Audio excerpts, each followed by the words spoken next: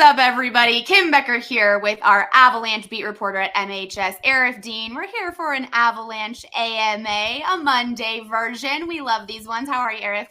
I'm doing great, about as good as the Avalanche have been doing, so no complaints. Yes, my goodness. 4-game win streak, looking for their 5th tonight, obviously. But a new development this morning that we're going to start this one off with. What can you tell us about the new guy, Andreas Englund?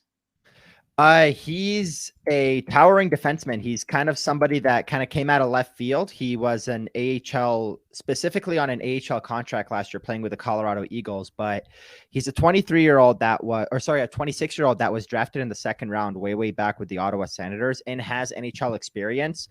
But most importantly, I think the reason why the Avalanche decided to call him up, given the recent string of injuries, is he's a bigger guy. He's 6'3", he's 189, he plays on the PK, and given the guy he's replacing in Curtis McDermott, it seemed like a very easy shift for the Avalanche to go to this guy rather than someone who, to be honest with you, I expected they call up like Brad Hunt, who's a veteran of the NHL and someone that I expect to play at some point.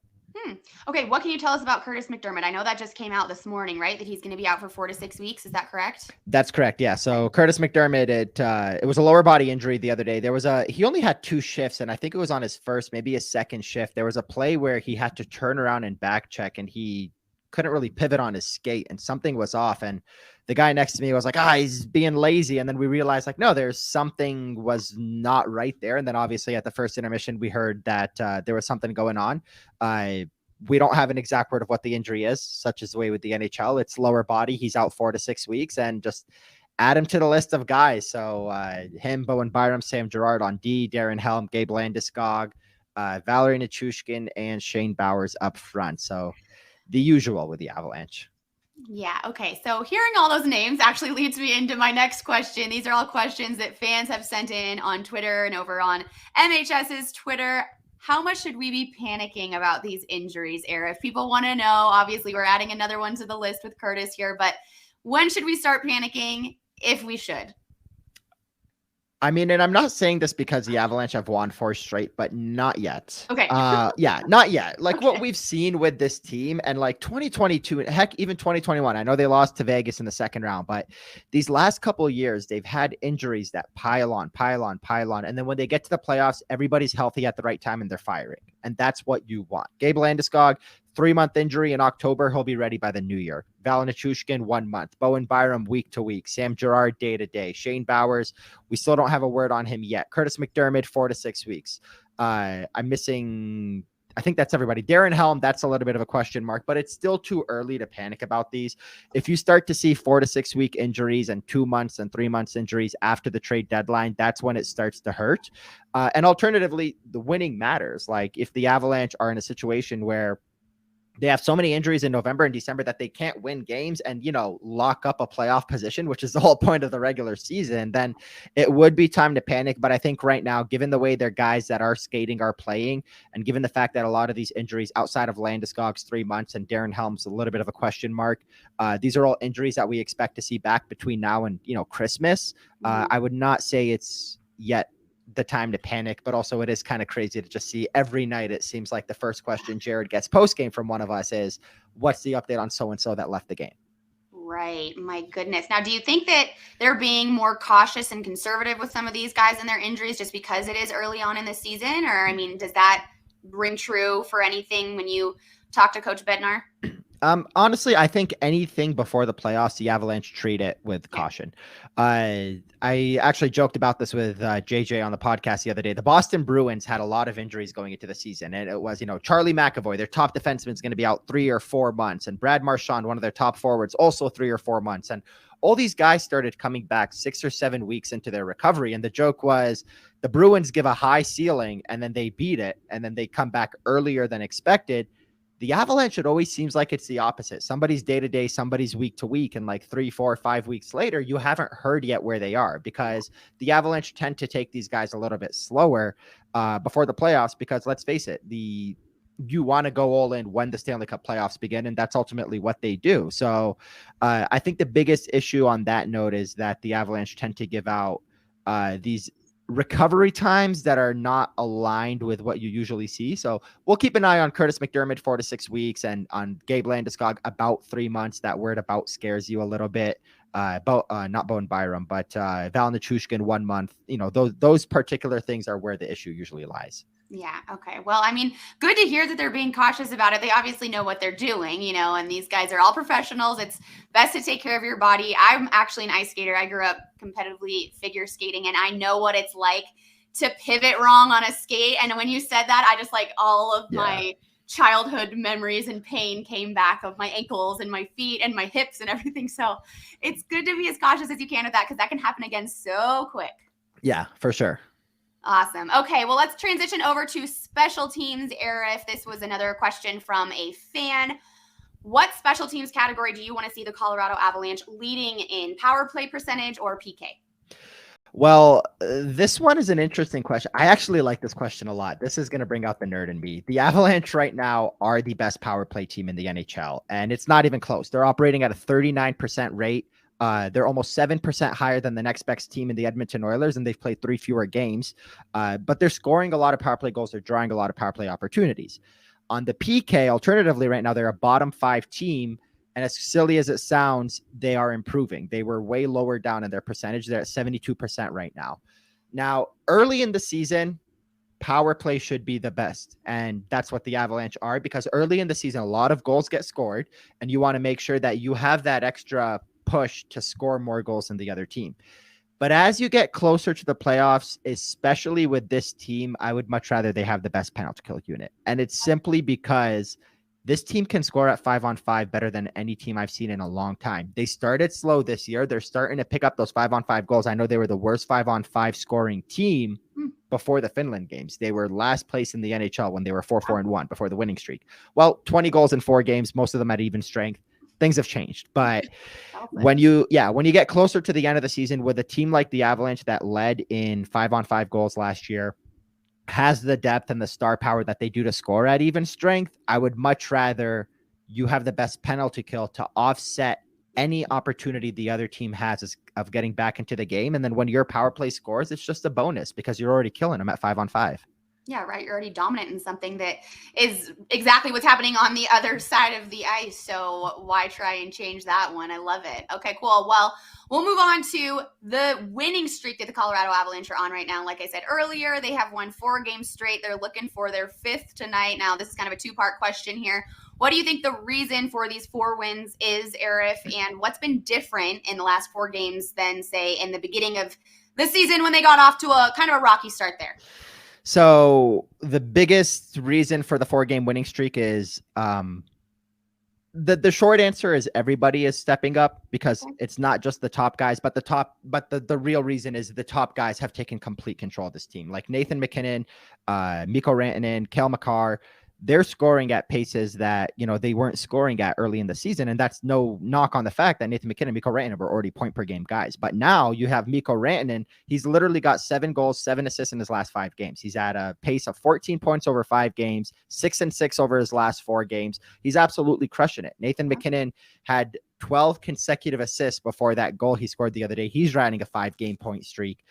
Cale Makar, who started slow with the goals, suddenly he's scoring almost every night, had 2 goals the other night against Carolina. He's racking up assists as well. But to go back to the short answer, people are stepping up. Logan O'Connor, 5 goals on the season. That's everything you want from a depth guy. JT Compher is starting to put up points.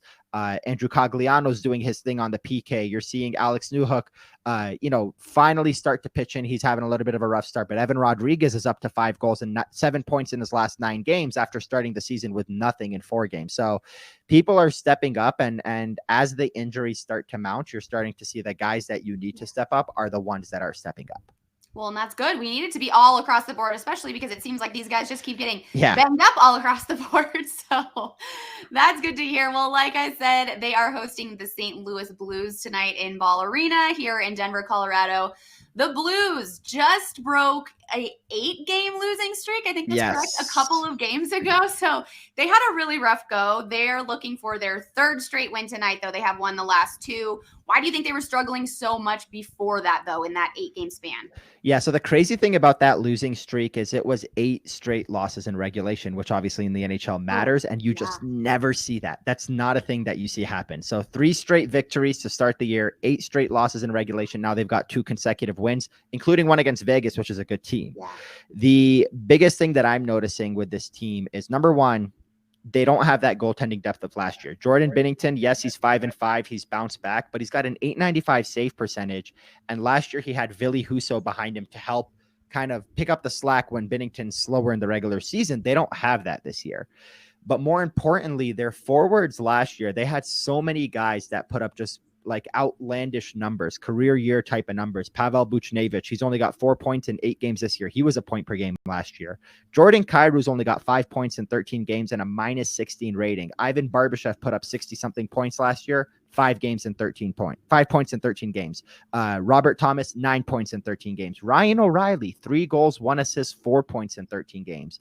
So they're just not finding that offensive punch that they had a year ago, mixed with the fact that their goaltender doesn't have the backup depth that he had a season ago as well.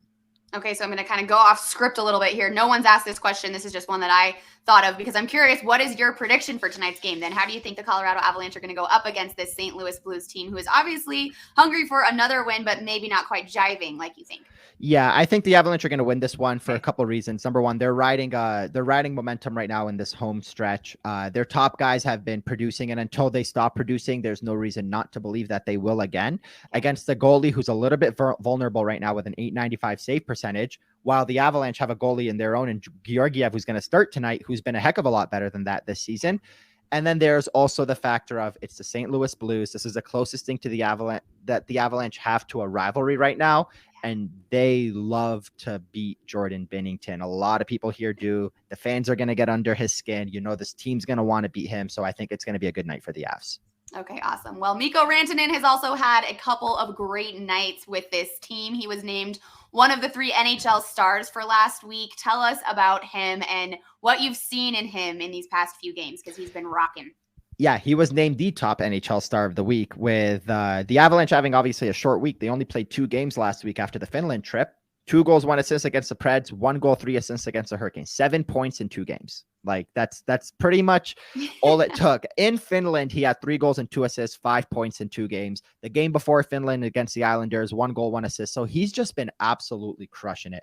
He leads the team in points right now, tied with Nathan MacKinnon, but he's got 10 goals. So he's technically the leader with that, tiebreaker right there. But he's been he's taken it to the next level. And it's really nice to see because Rantanen is kind of the forgotten star on this team.